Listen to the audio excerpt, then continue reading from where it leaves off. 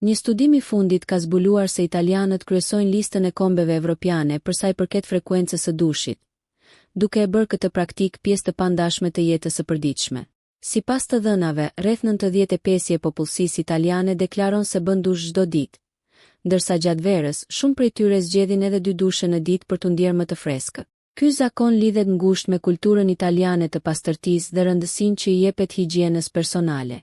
Pavarësisht se shumica e qytetarëve kalojnë mesatarisht vetëm 5 deri në 10 minuta nën ujë, kjo nuk i pengon të ruajnë një rutinë të rregullt. Studimi gjithashtu nxjerr në pah preferencat e ndryshme të italianëve për kohën kur bëjnë dush.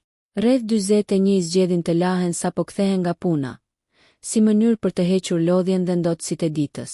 Nga ana tjetër, 28 e bëjnë dush në mbrëmje, përpara gjumit, ndërsa 25 i preferojnë mëngjesin, për të ndjerë të freskët e energjik në fillim të ditës.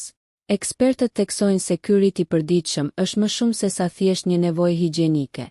Për italianët, dushi është një ritual i lidhur me mirëqenien, relaksin dhe freskinë, duke e bërë pjesë të pandashme të kulturës së tyre të jetesës.